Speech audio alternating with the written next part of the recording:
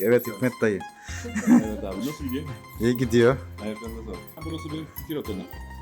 Bak şöyle bir tane otobüs göstereyim ben sana. Bu otobüs olacak, biliyor musun? Bakın arkadaşlar, bu küçük bir otobüs olacakmış. Otobüs değil mi? Otobüs bu. Çantıkçıya geldik nihayet. Burada ilk defa deneyeceğiz çantık. Kıymalı çantık. Böyle genel kültür olsun diye gezeceğim yani. Okay, bindiğimiz arabayla ilgili daha çok bilgiye sahip benden. Tofaş çalışanlara imzalamış bu arabayı. Bir sürü üzerinde neredeyse binlerce imza var. Bunlar da sanırım insan tartısı. Şöyle. Ne yapıyorsun arkadaş ya? Kaldırımda yürüyorduk fakat aniden yol gemisi var altında kaldı. Bu karavan yaşantısıyla birlikte kilo verme hedefimiz de var. Sıcak ekmek, sıcak simit, sıcak paça, sıcak gözleme. Şimdi gidip bir gözleme yemeyelim mi? Bir cantık yemeyelim Evet. mi? Bizce Bursa'daki en iyi 3 cantıkçıdan bir tanesi. Mangalda cantık.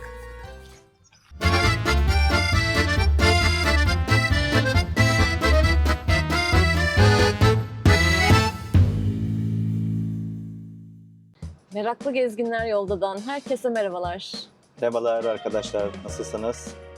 Umarız her şey yolundadır. Biz İzmir'den çıktık, Bursa'ya doğru gidiyoruz. Evet. Bursa'da geliştirmelerimize ve iyileştirmelerimize devam edeceğiz. Bursa'da işimiz çok. Karavan Hastanesi'ne gideceğiz. Karavan Hastanesi'nde bazı geliştirmeler ve iyileştirmeler yapacağız. Ondan sonra neler taktı zaten bölümde göreceksiniz. Yani otomatik kapı falan da taktırmayı düşünüyoruz açıkçası. Evet. Onun gibi şeyler yaptıracağız. Onun haricinde belki burayı yenilettiririz, üst tarafı. Ve farklı ihtiyaçlarımıza yönelik iyileştirmeler ve geliştirmeler yapacağız. Havensis'e uğrayacağız. Havensis'te elektrik sistemimizi bir gözden geçireceğiz. Yapılabilecek başka ekleme var mı ona bakacağız. Belki bir akü daha alma ihtimalimiz var. Evet, çünkü çok fazla eşyamız var bizim. Çamaşır makinesi, bulaşık makinesi, kahve makinesi belki yetmez diye düşünüyoruz. Evet. Tamam. Zaten karavan turunda göreceksiniz bunları. Evet. Hepsini detaylıca anlatacağız. Havensis'te de biraz istişare yapacağız dediğimiz gibi. Belki bir transfer switch koydururuz. Bursa'da bu geliştirmeleri ve iyileştirmeleri yapacağız. Ama tabii Bursa'ya gitmişken ne yapmak olmazdı? Yemek yemeden olmaz tabii ki. Hem Bursa'nın en güzel Hem cantık lezzetlerinden bizim yiyeceğiz. sevdiğimiz cantık ve Hem de İskender yiyeceğiz. İskender yani. Yani hedefliyoruz, Tabii ki. ikisini de yemeyi Evet. hedefliyoruz. Yeriz bence. Bence yeriz, başarırız. Evet. Yani biz de bu adım olduktan sonra bence yeriz gibi geliyor. Dolayısıyla Bursa'da hem lezzetleri de görüyoruz. Birkaç müze de gezmek istiyoruz açıkçası. Evet, gitmişken gezelim. Bursa'ya gitmişken. Çünkü bayağı vakit geçireceğiz. Bir hafta kal herhalde kalırız gibi gözüküyor. Yani böyle Antalya'dan biz geze geze gidiyoruz İstanbul'a. Evet. Hem şehirleri gezmiş oluyoruz hem de eksiklerimizi ve geliştirmelerimizi yapmış oluyoruz. Zaten bir önceki bölümde İzmir bölümünde izlediniz. O tarzda bir gezi yapmayı hedefliyoruz. O zaman Bursa bölümüne hadi hep birlikte başlayalım. Başlasın. Hikmet dayıya geldik şimdi. Hoş geldin. Hikmet dayı ziyaret ettik. Evet Hikmet dayı. Evet abi, nasıl gidiyor? İyi gidiyor. Ayaklarına sağlık. Yapıyoruz karavanımızı. Ben, oluyor değil mi sizin karavanınız? Oluyor. Hayır, benim ne yaptığımı sorarsa benim için karışacağız. Evet Hikmet dayı, sen anlat. Burası senin atölye mi? Burası benim fikir otelum. Bak şöyle bir tane otobüs göstereyim ben sana. Bu otobüs olacak, biliyor musun? Yani küçük bir otobüs olacak. Bir böyle şey olacak. Küçültülmüş. Bakın arkadaşlar, bu küçük bir otobüs olacakmış. Abi geldin ama bak ben seni görüyorum. Bak, Motoru, arka tarafı görüyorum. arka şasisi, ta buraya kadar profilleri. Tamam. Orada Bir mini bir otobüs yapılıyor burada. Bakın, Ben onu bir kere çekeyim.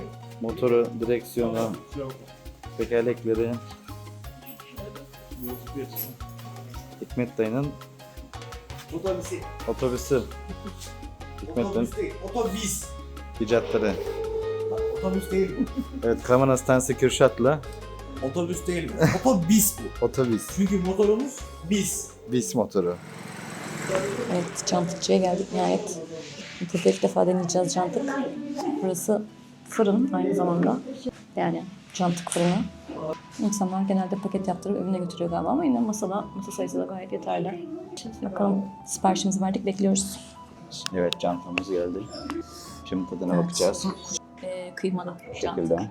Ben kuşbaşılı seviyorum. Okay kıyması yiyeyim. Tabii yer vermeyeceğiz her zamanki gibi. Yiyeceğiz. Ama 3 dilim kıymayı ben yiyeceğim. Sen de 3 dilim kuşbaşını yiyeceksin. Olur. Ben kuşbaşı severim. Sıcak sıcak. Tam dilim değil gibi ya. Bilemiyorum. Şuradan böyle Çok güzel. Sıcak.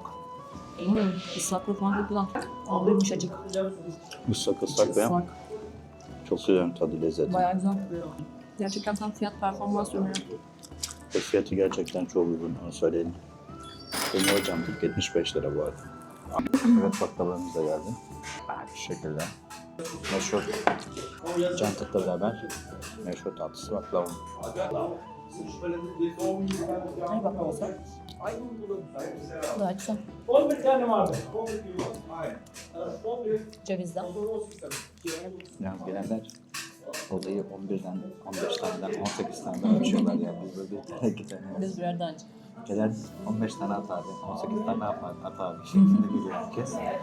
Burası böyle mahalle arasında kalmış bir eski cantıkçı 53 dedi. Bravo. 56 yıldır. 56 yıldır bu işi yapıyorlarmış. Bence burası kapanmadan gelin de tadına bakın. Evet. Adı neydi? Elmalı cantık ve tatlı. Elmalı cantık ve tatlı diye geçiyor. Zaten açıklamalarda lokasyonunu bulabilirsiniz. Mutlaka gelin deriz. Şu anda nereye gidiyoruz? Tofaş Anadolu Arabaları Müzesi'ne gidiyoruz şu an. Bursa'dayız. Biz şu an arabayı yaptırmıyor muyduk?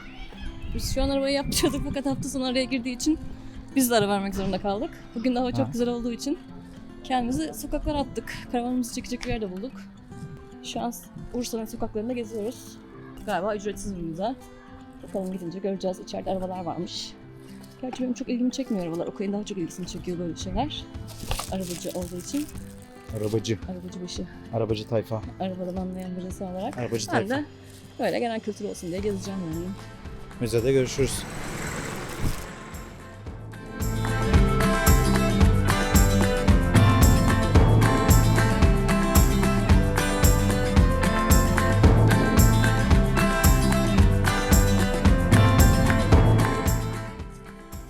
Burada böyle kocaman bir ağaç var.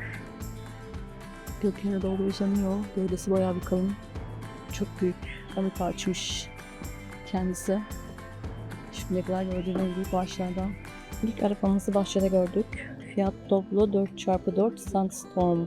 3000 cc motor ve 150 litrelik yakıt deposu var ve 4x4 tamamen çöl koşulları için uzun rotalar için yapılmış.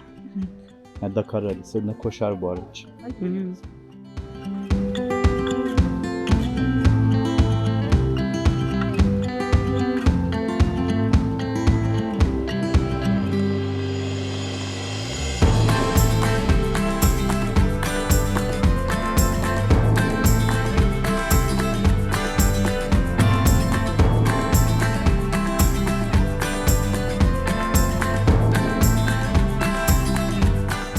Uçuşlar turnusu. Oo, benim en sevdiğim bisiklet kota. Vay be, eskiden olan ilk arabalar yani.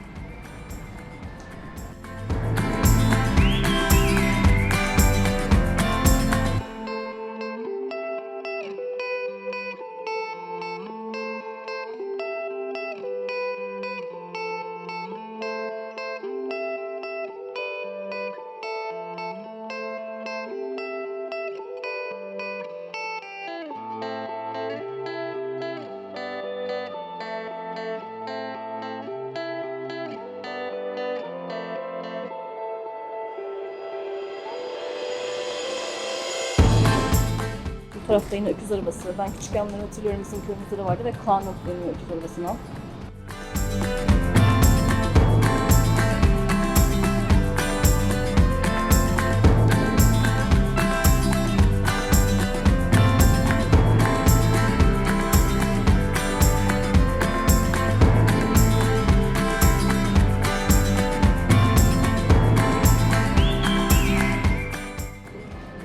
İstanbul şarkısı. Ne kadar güzel yanındaki bu değil mi? Çiçekler, manzara, resim var. Çok hoş gerçekten.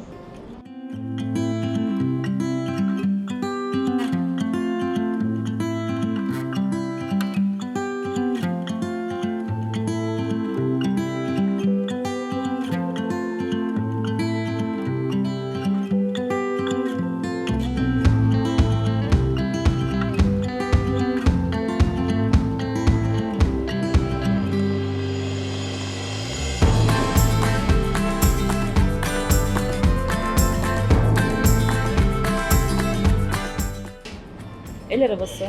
Bu da insanların çektiği bir araba. Tabii hep eşekler, öküzler çekecek değil yani. Biraz da insanlar çeksin.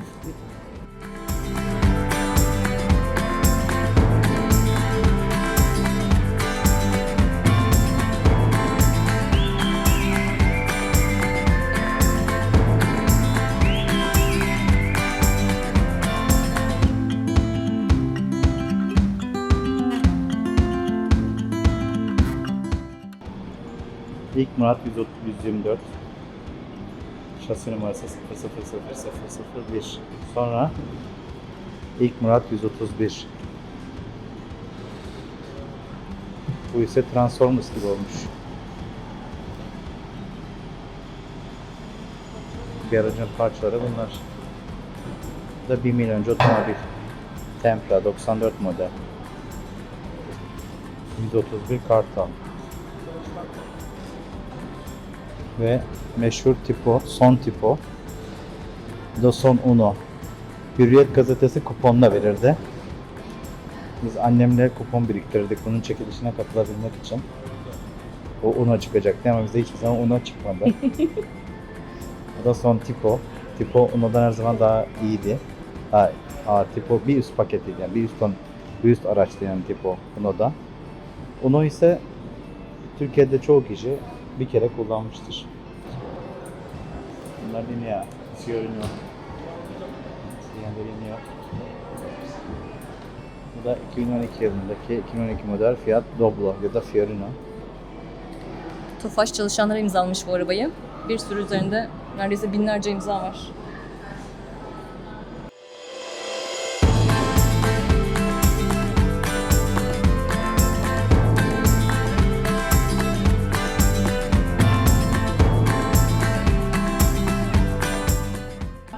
Burası da gördüğünüz gibi bir hamam. Müzede olan bir hamam. Çok güzel tarihi yerler.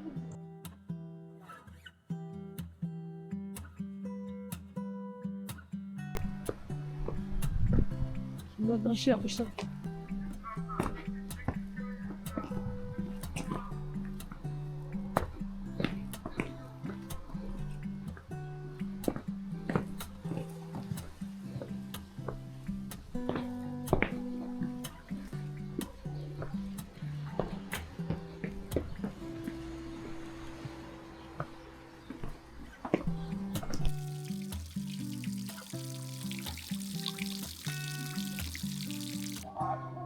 Ya kantat güzel olmamış. Kantat güzel.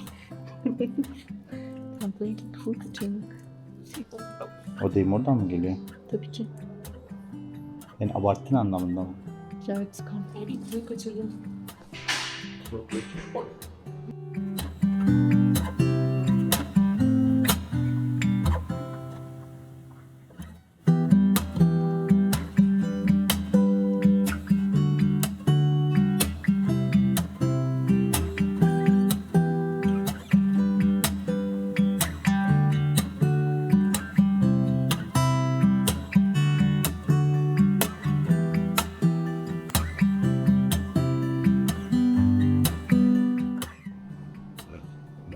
Bunlar da sanırım insan tartısı.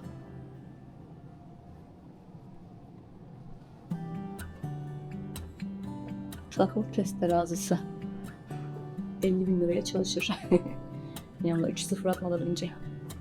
Rahat durunuz, sonra 10 kuruş atınız. Tartım makinesi. 10 kuruşa çalışan bir tartım makinesi.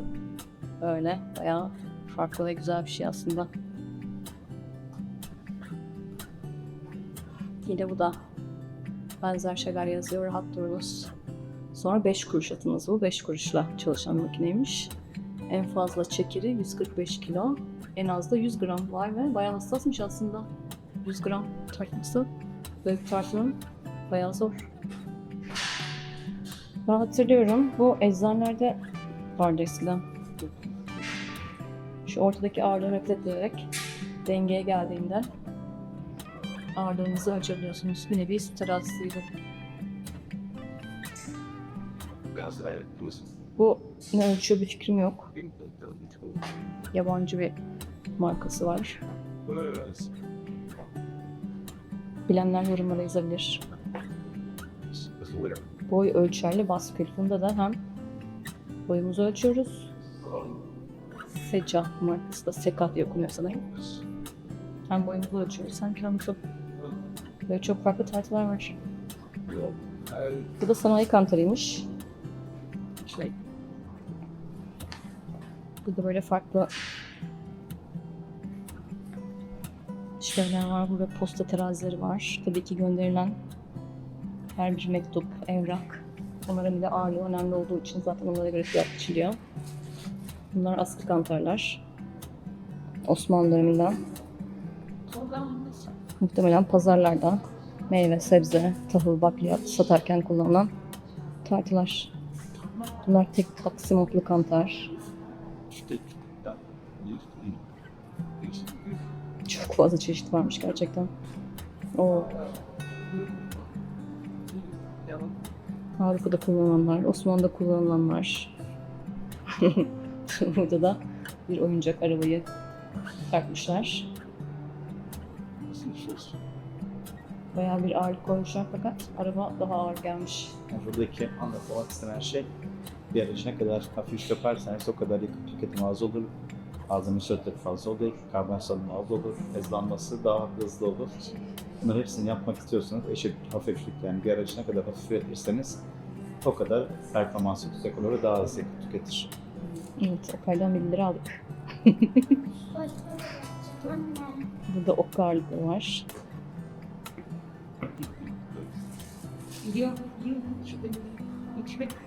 Bunlar oyuncak gibi çok şirinler. Sanırım oyuncak zaten.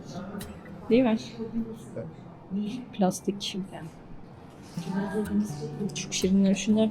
Benim çok hoşuma gidiyor şu minik tartılar. Bizim evde var ya rafta. Zaten bir oyuncak teraziymiş. Rafta da var bizim evde. Var mı? Ben de bir tane terazi var.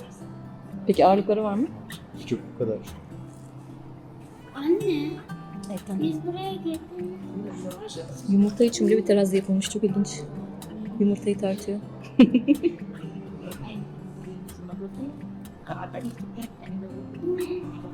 Burada tekstil terazileri var. Burada fıçı kantarı. Halter bile var. Burada bir halter. Burada yine basküller.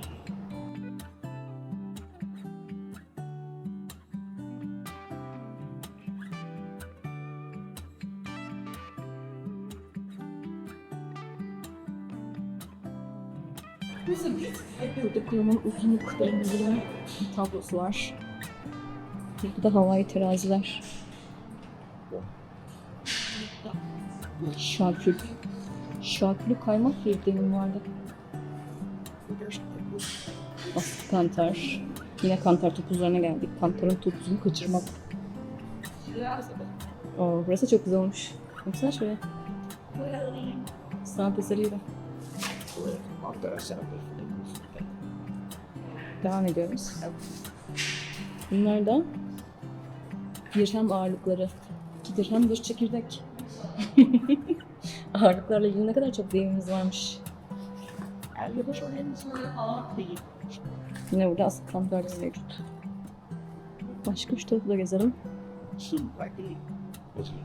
Burada bir eczane terazisi var. Eczanede de tabii ki hassas ölçümler yapılıyor.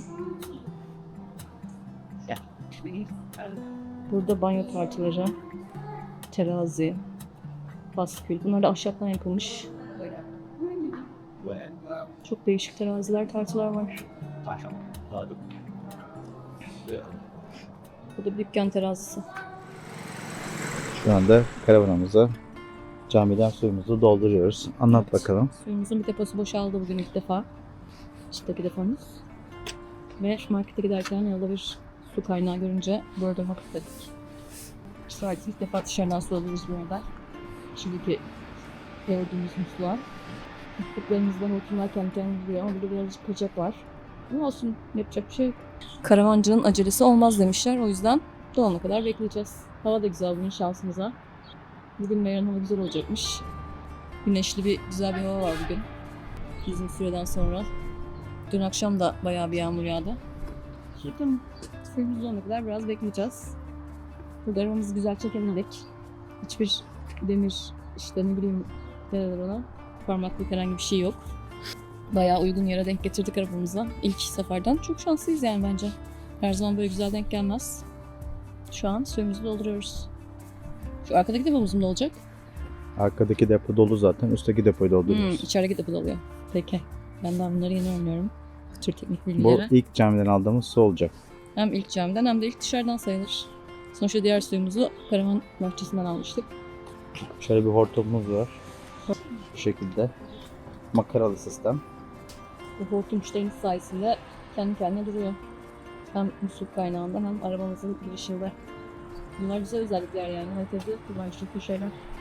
Millet bence böyle tutmak zorunda kalıyordur sence? Çünkü biz önceki karavan kiralamalarımızda böyle tutmak zorunda kalıyorduk çıkmasın diye hortumların ucu. Ve bayağı zorlanıyorduk bu konuda. Ama şu an gördüğünüz gibi çok rahatız. Hiç tutmuyoruz bile. Islanmıyoruz. Başında beklemiyoruz. Burada durup telefonumuzla veya başka bir şeyle Bir ilgilenebiliriz. taziye bakalım. Bir tekrar çıkart bir taziye bakalım. Hortuma dokunmadan. Şöyle. Evet, bir saatte dolacak artık. Acelemiz yok. Bekleyeceğiz. Hatta şey olsa markete bile gider gelirdik yani. O zaman markete gidip gelelim. Görüşmek üzere. Görüşmek üzere. Merhaba. Neler yaptık şimdi? Bugün daha günün ortasındayız aslında. Of. Ne yapıyorsun arkadaş ya? Ay Allah'ım, kaza riski geçirdik şu an. Arabanın biri de bizi önümüze geçmeye çalıştı, çok yaklaştı. Böyle tipler de işte araba kullanıyor yani. Adam bir sağa gidiyor, bir sola gidiyor, bir sağa Evet, gidiyor, bir gitti sola tabii gidiyor. otobüsün altına girmeye çalıştı ve bizim Tam şu arabanın altımıza girmeye çalıştı. Bir de eliyle işaret yapıyor, bir şeyler yapıyor. Pazar günü geçirmek için güzel bir Ulubat Gölü'ne doğru gidiyoruz değil mi? Ulubat Gölü'ydü. Evet. Ulubat Gölü'ne gidiyoruz. Pazar günü çünkü her yer kapalı. O zaman Ulubat Gölü'nde görüşmek üzere. Eğer akşam olmamışsa, hava Görüşürüz. kararmamışsa Evet. orada vardığımız yeri, yerleştiğimiz yeri size gösteririz. Öğlete geldik fakat bir süre yerine su basmış, ilerleyemiyoruz. Burada kaldık. Mecburen geri döneceğiz. Çok da güzel yemyeşil bir yerde aslında ama gördüğünüz gibi buradan ilerleyemiyoruz. Her yeri su basmış. Mecburen geri döneceğiz. Başka bir yere bakacağız. Evet. Bu sefer de farklı bir yere gelmeyi denedik ve bu seferki yerde biraz aslında su basmış ama deminki kadar kötü değil ve kalınabilecek gibi. Fadıllı Köyü piknik alanı.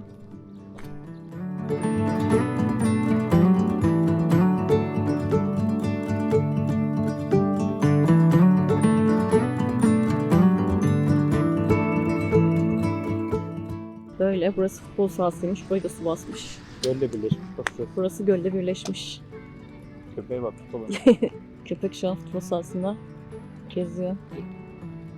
Bayağı bir yağmurlar yüzünden her yeri su basmış durumda.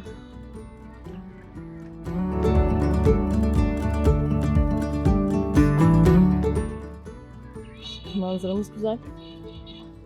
Hava açık. Güneşli. Gökyüzü mavi. Yerlerde gördüğünüz gibi çamur.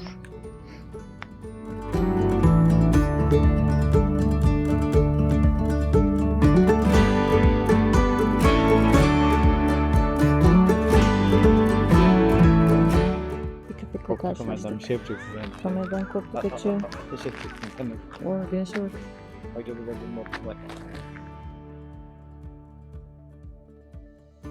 Kaldırımda yürüyorduk fakat aniden yol yine sular altında kaldı. Her yer sular altında. Ağaçlar, kaldırım. Buralarda muhtemelen yeşillik alanlardı. Fakat artık sular altında. Biz de ilk halini bilmediğimiz için çok iyi anlayamıyoruz ama su bastığı açıkça görülüyor.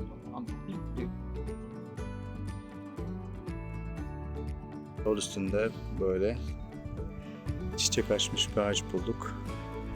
Ne diyorsun? Çok güzel bir ağaç çiçeği açmış. Bu ne ağacı olduğunu bilmiyorum ama badem ağacı olabilir belki. Çünkü badem ağacı ilk çiçek çat ağacı. Bizim koruyucumuz da bizimle birlikte gelmeye devam ediyor. Gördüğünüz gibi.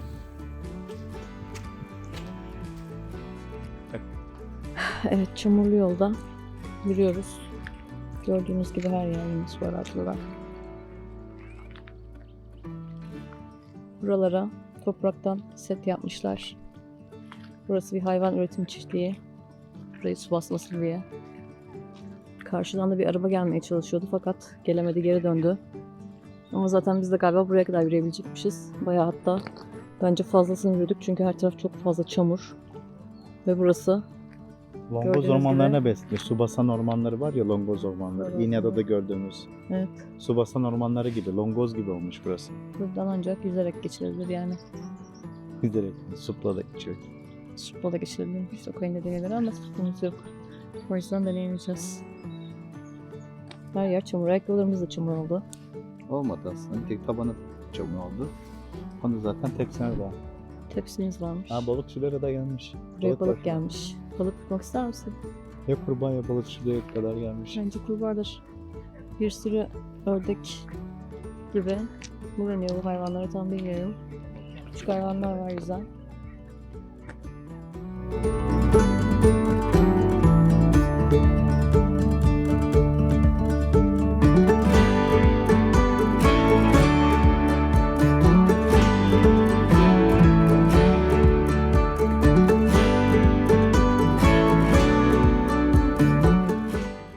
Burada tavuklar var. Tavuklar bile sular altında kalmış. Tavukların kümesinin bulunduğu alan. Ve tavuklar neredeyse yüzmeyi öğrenecek. Yarısına kadar gelmiş su tavuk kümesinin. Tavuk kümesinin yarısına kadar gelmiş. Tavuklar birazcık azmetse yüzmeyi öğrenecek. Şuradaki sokak lambaları suyun içinde kalmış. Bakın şuradaki. Yanları suyun içinde kalmış. 5-6 Orası tane zaten sokak lambası var. az önce göstermiştik kaldırımda. Fadıllı. Çok güzel. Piknik alanı burası. Ulubat Gölü Fadıllı piknik alanı. Evet. En azından aç değiliz, açıkta değiliz. Karavan daha geldi.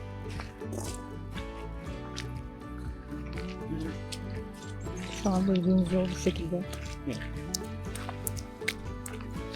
Resmen su işinden giriyoruz yani. Neyse ki ayakkabılarımız su geçirmiyor.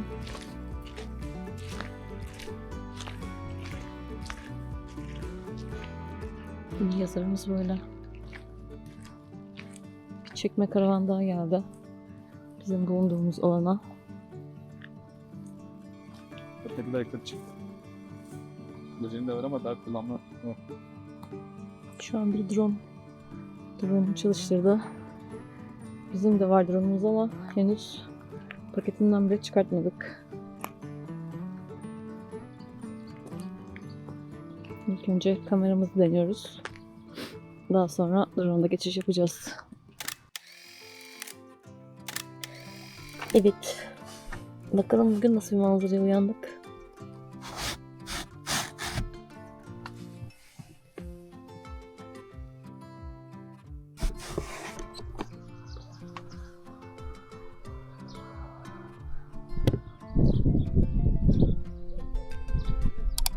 Güzel güneşli bir sabah uyandık. Şu an sabah olduğu için burada kimse yok. Bizden başka neredeyse. Sadece bizim gibi bir iki karavan vardı. Birazdan hazırlanıp yürüyüşe çıkacağız. Evet, Nespresso kahvemizi de yapalım. Bu şekilde kapsülümüzü koyuyoruz. Bardağımızı buradan alalım. Şu şekilde bunu kaldırıyoruz. Ve atıyoruz. Kahvelerimiz hazır. Buradan dışarıda bunları içelim. Ben de sen alayım.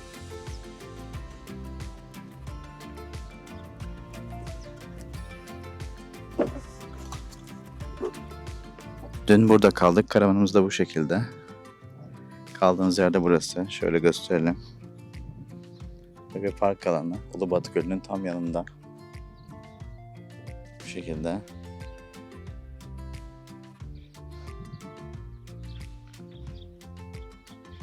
Karavanımız da burada. Fadıllı piknik alanı diye geçiyor. Güzel bir yer. Sessiz, sakin.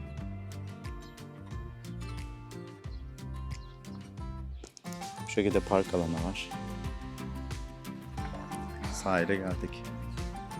Burası tavıraya kadar çimenmiş aslında gördüğünüz gibi. Ama su yükselmiş bayağı. Su yüksekliği çok artmış ve göl haline dönmüş artık her taraf. Hava sıcak olduğu için dağlardaki karlar da erimeye başlamış. Ve onlardan akan sular da göl sularını artırıyor. O yüzden şu an çok sulak alanlar çoğalmış durumda.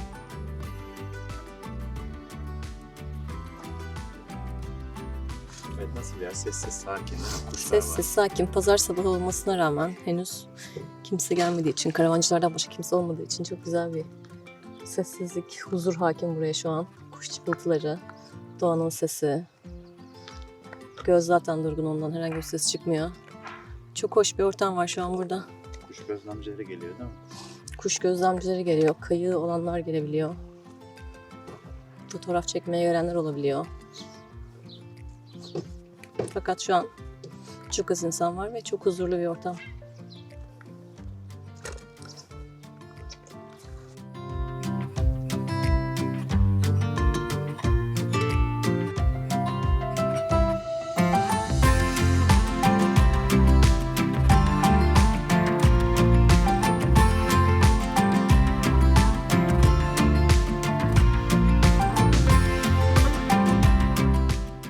Burası futbol sahası.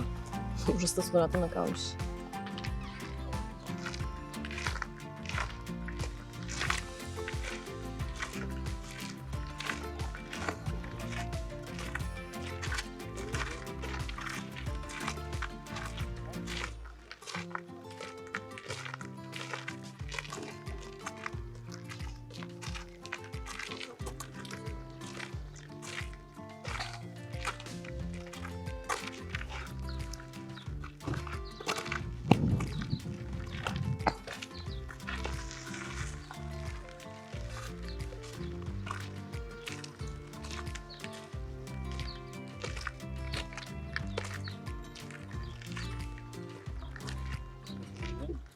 Gidelim. Kuşlar uçuyor. Evet, kısa kuşlar uçuyor. Biz neden uçmayalım değil mi? Flamingolar ve çok değişik kuş türleri var. Yani şu anda göç mevsimine doğru girmek üzere olduğumuz için burada kuş gözlemi yapmak için Manyas Kuş Cenneti gibi burası da Ulubat Gölü. Etrafı böyle dağlarla çevrili. Görüyorsunuz şu dağlardan akan sular, şu karşıdaki dağlardan akan sular bu gölü dolduruyor.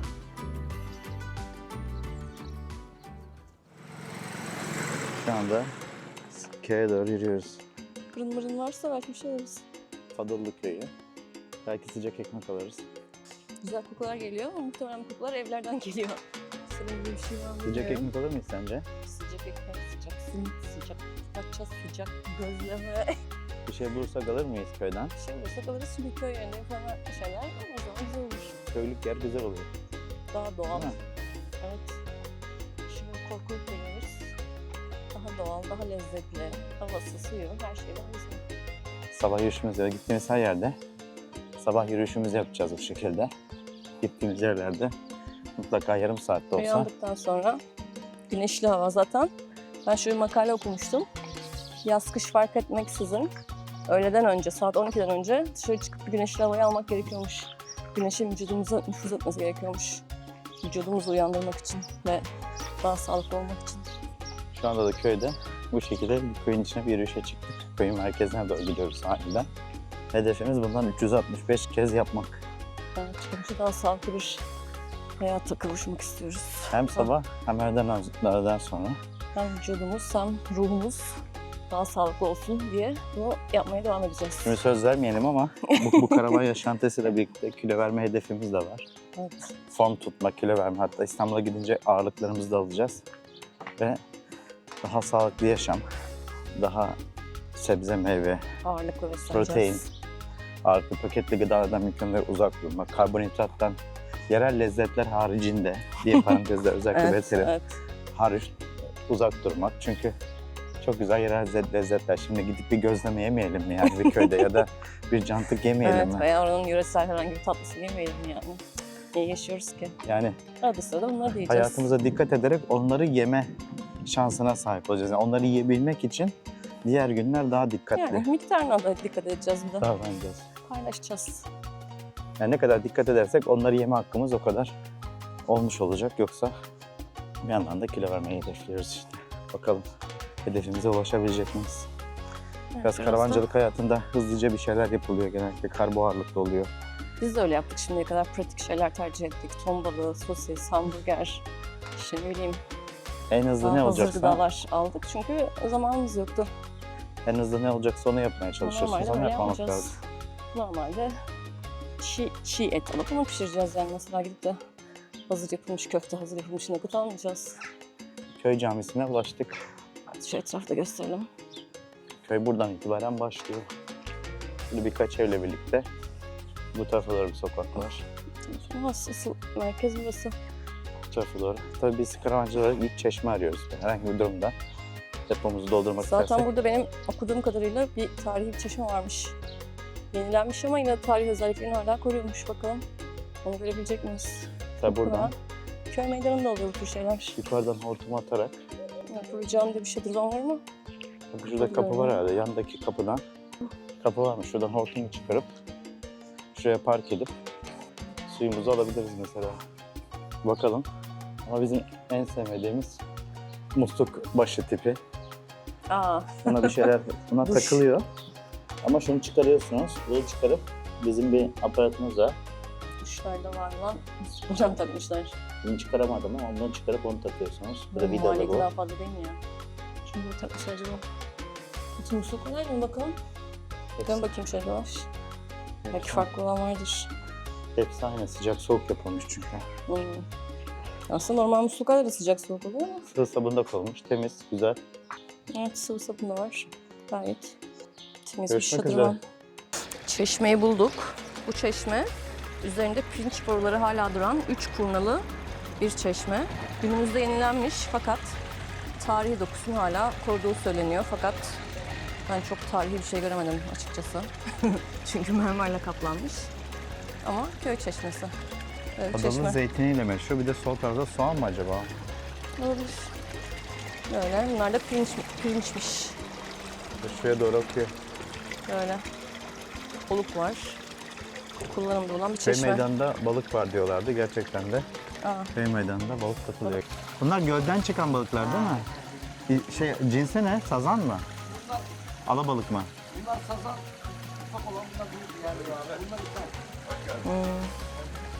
Merhabalar, bakmaya geldik de. Gölden ne çıkıyor? Alabalık mı çıkıyor acaba? alsak pişiremeyiz değil mi? Tavamız şeyimiz yok. Tavamız falan yok diyorum. Şu an küçücük tavada pişiremeyiz. Yolda böyle tatlı küçük bir köpeğe rastladık. Bizim peşimizden ayrılmıyor. Kuyruğunu sallıyor. Hadi gel. Bizimle beraber yürüyecek galiba. Hadi gel beraber gidelim. Gel beraber yürüyelim. Hadi bakalım. Evet, ikisi de Okay'la şu an yürüyorlar. Gel. Mikey. Mikey. Galiba- İhtiyaç molası. Galiba kişi gelmiş. İhtiyaç molası yaptı. Merhaba. Kimse çıksın. 2 katta. İşte burası su baskını olabilme ihtimali olan bir yer çünkü göl seviyesinde. Evet, ve göle çok yakın. Göle çok yakın ve göl seviyesinde. Ya 1 metre bile yüksek değil yani, öyle söyleyelim. Burası da böyle yazlık gibi. Bu tur gibi oldu. Evet, gördüğünüz gibi bir köpeğe bir köpek sahiplendi, arkadaşı oldu. 2 köpeğiyle devam ediyoruz. İkisi de bizde karavana kadar Eşlik edecek gibi eşlik görünüyorlar. edecekler. Buradan köyden ekmek ve çekirdek aldık kahvaltı için. Evet, çekirdek kahvaltı için değil. Çekirdeği çitleyeceğiz öyle bakalım. Taze ekmek aldık. Güzel bir kahvaltı edeceğiz. Sucuklu yumurta, domates, salatalık, peynir, zeytin, bal, tereyağı ve çay. Evet, bir tarzda kahvaltımız olacak. Mesela şimdi herkes orada mangal yapacağı için kokacak böyle etler, sucuklar. Evet, bu köpekler birbirinin kokusunu aldı ve sanki savaş çıkmış gibi havlıyorlar. Dışarıdaki köpeğin kokusunu alınca yanından geçerken bütün köpekler çıldırıyor resmen. Bu yabancı köpek Ki herhalde. yabancı köpeğin de bir şey yaptığı yok yani kendi haline takılıyor. Neyse, köpek maceramız şimdi bu kadar.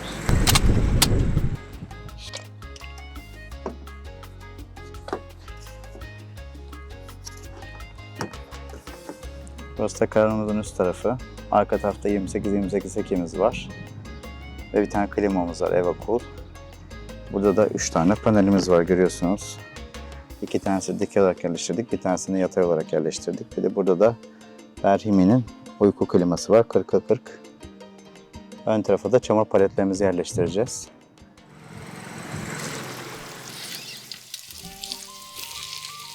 Bugünkü menümüzde sucukluğumuz var. Bakalım. Çıkmak istedim. Elimizi bandıra bandıra yiyeceğiz. Yemek yaparken de size gösterelim mutfağımızı. Nasıl? Mutfakta çalışmak? Ben mutfağın beklediğimden iyi açıkçası. Yani ben daha zorlanacağım sahnede. Artık buranın lavabonun üstü kapandığı için burada birazcık daha şey oluyor. Kayalıyor. Burası da zaten ocak. İkili ocak zaten bize yetiyordu. Hiçbir zaman evde 4 gözü birden çalıştırdım. Çok azdı değil mi? Yok canım. Çok yakın. 3 göz belki. En fazla 3 göz. Ama ortalamada 2 göz Yani. diyorduk bu mutfakta 2 göz. Şurada soframızı gösterelim. Buraya sucuk yumurta eklenecek. Masamız bu şekilde. Masamızın yarısını öteberi koyuyoruz. Masamız büyük bayağı. Dolayısıyla masamızın yarısını yemek için kullanıyoruz. Yarısını gözlükler, cüzdanlar, işte anahtardır, diyeceğin şeylerdir. Bunlara kullanıyoruz. Açalım. Sucuk ortamız geldi. Ortamız geldi. Açıyoruz. Voila. Boom. Sucuklu yumurta zamanı. Küçük evimizde sucuklu yumurta. Yemek yemeye geçebiliriz nihayet. Biraz da keyif Yemeğe. yapalım. Canım içecek ister misin? Evet. Elma suyu. Sanırım. Elma suyu da olur, armut da olur. Hangisi daha çok yer kaplıyorsa. Ya fark etmiyor benim şey salsa. Armut ver o zaman. Ben bunu çok seviyorum. Bakın arkadaşlar, Fruit Textile'ın armutlusu. Çalışan varsa bize ev olsun. Marka geçtiği için reklam ama reklam değil. Bence sevdiğimiz ürünü söylüyoruz. Reklam yapmıyoruz. Yani ticari bağlantımız yok. Kimseyle. Her şey kendi paramızla. Her şeyi kendi paramızla aldık. Sponsorumuz yok. Aracı yaparken de sponsorumuz yok. Yemeklerimizi yaparken de yok. Yemeklerimizi yaparken de yok. O zaman bize afiyet olsun. Görüşmek üzere. Afiyet olsun, çok acıktık. Sucuklarımız çok güzel koktu. Hemen yemek istiyorum.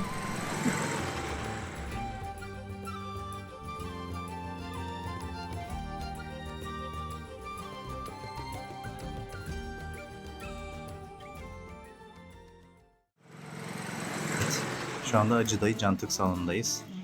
Evet, nasıl Özlem? Cantık nasıl bir şey? Cantık, pide gibi. Böyle, ortası kıymalı.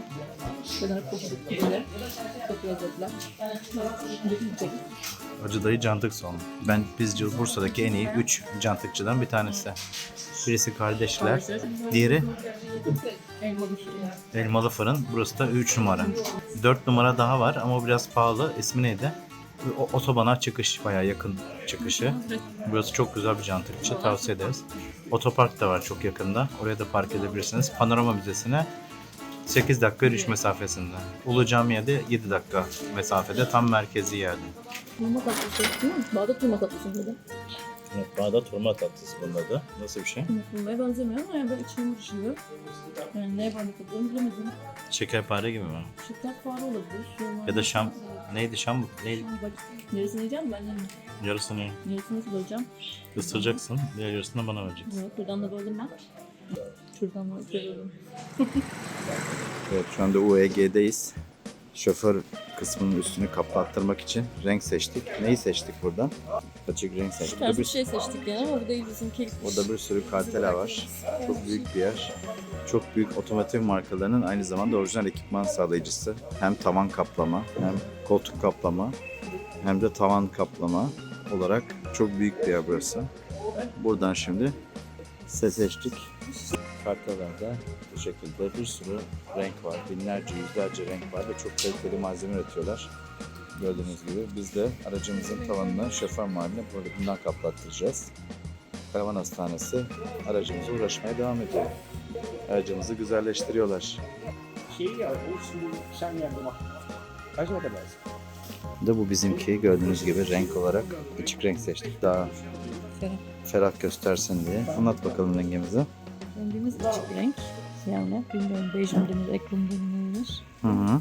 Tavanımız ve arka üst ön koltukların üstü ve bazı yerler bununla kaplanacak. Bir ferah görünsün açık renkler. Diyerekten bu rengi seçtik. Güzel bir seçim yaptığımızı düşünüyoruz. Kaplanınca göreceğiz nasıl olacak. Ama göreceğiz. Evet, rengimize yakından bakalım. Bu şekilde. Evet, kaplandı ilk parçamız. Çok güzel olmuş. Değil mi? Çok güzel, eline sağlık. Kaplanınca da tüm o yerine oturtunca da çok güzel görünecek. Güzel iş çıkacak. Eline sağlık. Adnan Usta.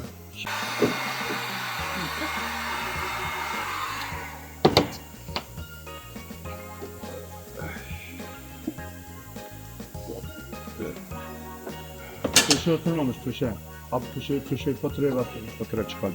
Altta tam elinin aldığı. Burası işte. Burası. Burası şey gibi, kapak gibi işte.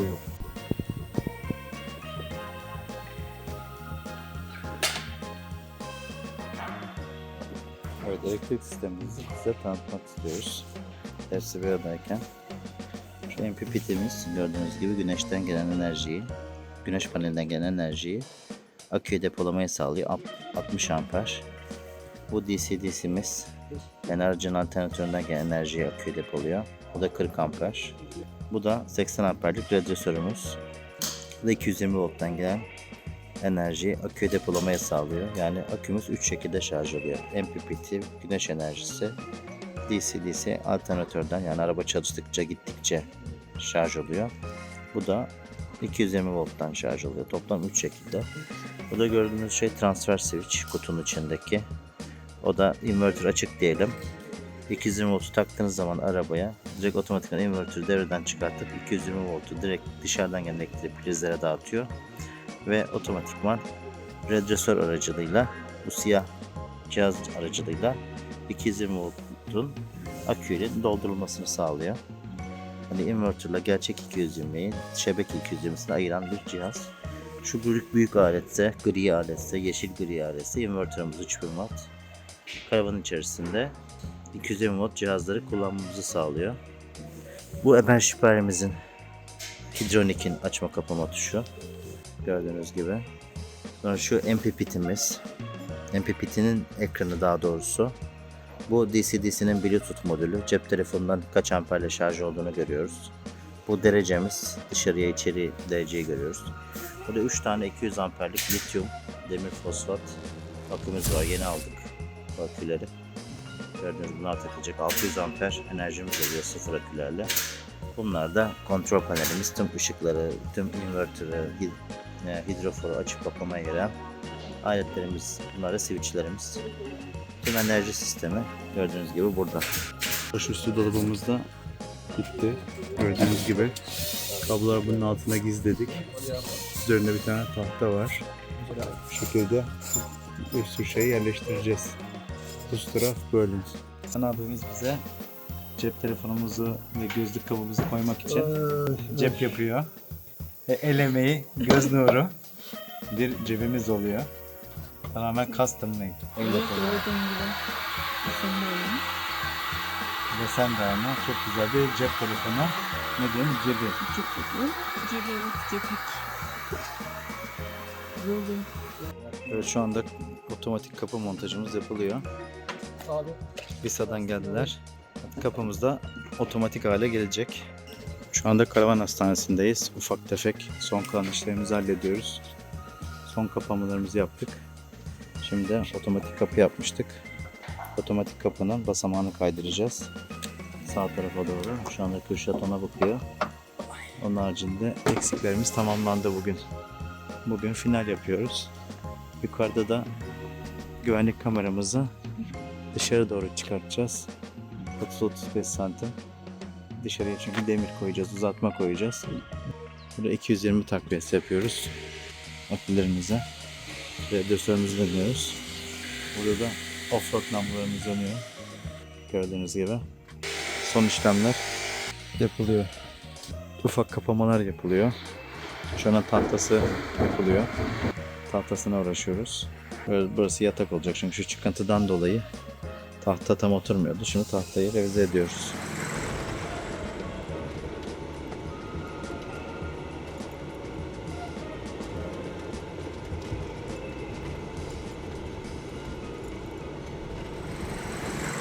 Sevdiğimiz bir yere geldik. Bursa'da Melike Döner.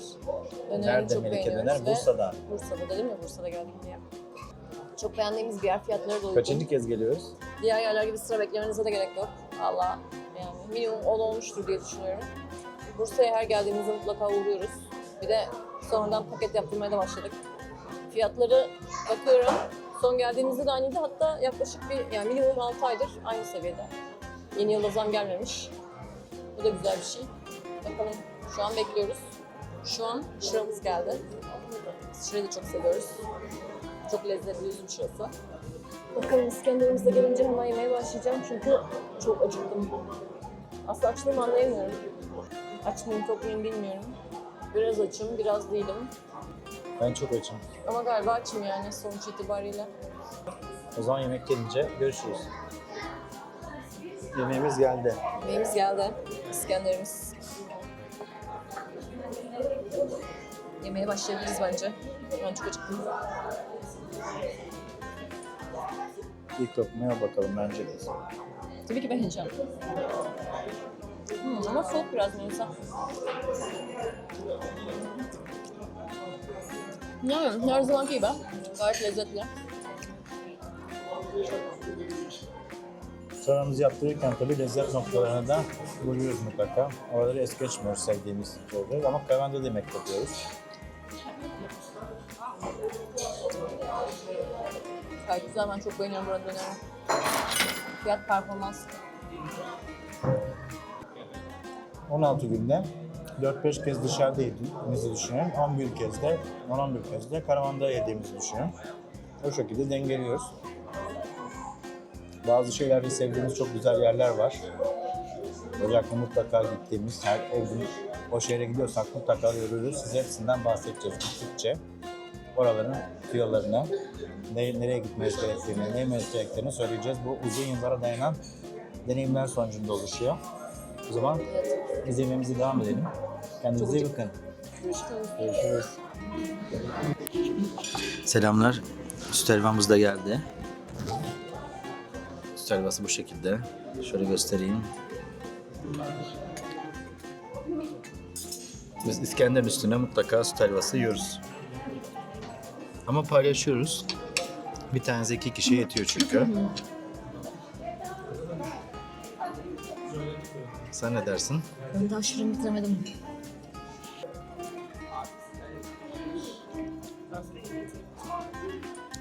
Sıcak sıcak ve güzel.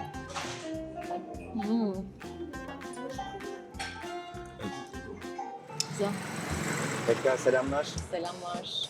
Bursa bölümü çok güzel geçti. Bursa seyahatimiz. Görüntülerde de gördünüz zaten. Bursa'daki tüm eksiklerimizi giderdik. Çok güzel bir hale geldi karavanımız. Evet. Özellikle de otomatik kapı geliştirmesi çok iyi oldu. Yokuşlarda özellikle açıp kapamak, özellikle özlem açısından zor oluyordu. Her yerde çok güzel oldu. Kumandadan tek tuşla basıyoruz, açılıyor, basıyoruz, kapanıyor. Hem de mesela elimizde bir şey taşıyorsak vesaire çok rahat oldu.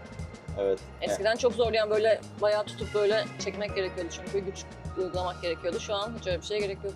Aynen. Karavan Hastanesi'ne teşekkür ediyoruz. Tüm isteklerimizi, geliştirmelerimizi, ihtiyaçlarımızı işte yaşadık sonuçta. Yani Antalya'da da yaşadık, İzmir'de de yaşadık. Ya Bursa'da da gördük. Yolda da ihtiyaçlarımızı yolda yaptırmak istedik ve daha konforlu hale getirmek istedik. Onlar da sağ olsun hiçbir isteğimize hayır demediler. Buradan Kürşat'a ve tüm Karavan Hastanesi ekibine buradan selam yolluyoruz ve teşekkür ediyoruz. Evet. Onun haricinde Havensis'te gerekli geliştirmeleri öğrendik ve sağ olsun Karavan Hastanesi de bu geliştirmeleri uyguladı. Ekstra bir akü daha taktık. 600 amper akümüz oldu böylece. Evet. 3 wattlık inverterımız olduğu için ve klimamız da olduğu için 12 voltluk. Biraz daha rahat edeceğiz şu an. Evet, bu gerekiyordu. Geliştirmeyi. Onun haricinde Roy perde ayarımızı yaptı, artık çok rahat bir şekilde kapanıp açılıyor tüm perdeler. Teşekkür ediyoruz Roy Perde. Onun haricinde nereye gittik başka? Tabii ki yemekçilere gittik. Akşam Melike Döner'e gittik. çok güzel bir İskender yedik. Biz Melike Döner'i çok seviyoruz. Her gittiğimizde mutlaka uğradığımız bir İskenderci. Artı cantıkçılara gittik. Ve Zaten cantıkçılara gördüğünüz gittik. görüntülerde. Bu sefer 2 cantıkçıya gittik. Bir elmalı fırına gittik. Buraya ilk defa gittik. Fiyat performans olarak çok iyi bir yer, çok beğendik. Ve Acı Dayı'ya gittik. Buraya da aslında ilk defa gittik. İkisine de ilk defa gitmiş olduk. Daha önce gittiklerimize gitmedik. Yeni yerler denemeyi de seviyoruz bu arada. Orayı da çok beğendik. Acı Dayı da çok güzel, ortamı da çok güzel. Onu da çok sevdik. Yani hangisine yakınsak oraya gideriz artık. Çünkü bence şundan daha iyidir diyemiyorum ben. Hepsi çok güzel yani. Bütün cantıkçılar. Evet. Melike Döner'i de tavsiye ederiz. Fiyat performans aynı şekilde. Evet, evet. Yani diğer şeyler gibi, diğer çok popüler İskenderciler gibi hem sıra beklemiyorsunuz hem de çok yüksek bir fiyat ödemiyorsunuz. Çok uygun fiyatları ve ikisi çok lezzetli. Tabii Bursa'ya gitmişken tarihi yerlere de gitmemek olmazdı. Zaten gördüğünüz görüntülerde Bursa'da Tofaş Müzesi'ne uğradık. Zaten görüntülerde izlediğiniz çok güzeldi. Bursa bölümünün sonuna geldik. Artık biz İstanbul'a doğru yola çıkıyoruz sonunda. Yani nihayet. Nihayet. Bayağıdır yollardayız Antalya'dan bu yana. Dolayısıyla artık İstanbul'a gidiyoruz. İstanbul'da da bazı geliştirmelerimiz ve iyileştirmelerimiz olacak. Zaten bunları anlatırız. İstanbul'dan bazı eşyalarımızı da alacağız ve çoğunluk karavanda yaşamaya devam edeceğiz. Çünkü karavanda yaşayarak eksikleri Evet, ve erken anlaşılıyor geliştirilme gerçekten. gereksinimlerini anlıyorsunuz. Biz belki bazen evde bazen şeyde kalırız diyorduk ama yani bir süre çoğunlukla karavanda kalıp karavana alışmaya ve karavanı daha konforlu hale getirmeye çalışacağız. Açıkçası bir de servise karşıya götürüyorsanız sabah trafiğini çekmek yerine akşamdan oraya park edip Sabaha hazır olmak sabaha hiç trafik çekmeden çok daha rahat olacak. orada yani. uyumak daha mantıklı geliyor. Bakalım deneyeceğiz. Zaten İstanbul bölümünde hep beraber göreceğiz. O zaman Bursa bölümünden bu kadar.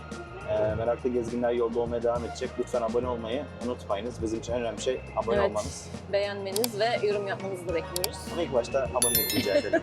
İlk başta bir abonelik. Evet. İlk başta bir aboneliğinizi alırız. O zaman bir sonraki bölümde görüşmek üzere. Meraklı gezginler yoldadan herkese selamlar. Görüşmek üzere. Görüşürüz.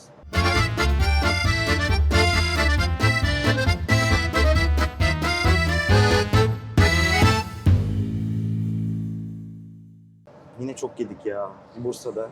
Yapacak bir şey yok ya, Bursa'da Bursa deyince cantık. insanın aklına yemek geliyor. Kestane şekeri, yok cantık, Evet, yok kestane Melike şekerini döner. unuttuk. Bak kestane şekerimiz de yani Evet. almadan olmaz. Aldık tabii ki ve Melike dönerden alıyoruz bir de onu. ya değişik yerden de alıyoruz. Oradan daha pratik geldi şu an. O Tofaş yüzden Müzesi de güzel. bunu Ben bu aldık. zamana kadar hiç gitmemişim ya. Bu kadar otomotivciyim. Evet, arabalara sen Bu meraklısın kadar arabaları yani. seviyorum. Otomotivciyim. Ya Hiç ben bile gitmemişiz beğendim, ben ya. çok arabalarla çok işim yok. Ama güzel müzeydi gerçekten. Bursa güzel ya. Bursa'yı seviyoruz. Evet. İnsanları da, doğası da, yemekleri de her şey Yani güzel. cantık yemek için bile gidilir diyorsun. Cantık yemek için kesin gelir. Mangalda gelmek lazımmış aslında. Herkes şu an Herkes şu an mangal yapıyor. Biz de Çok güzel koktu. tavamızı çıkarıp sosisli yapacağız. Ya da Almayı düşündük ama Ya da mangalımız aldığımız olmadı. Hiç tavada almadık. cantık asacağız. Biz de tavamızı barbekü pointe takıp cantık yapacağız. Mangalda cantık.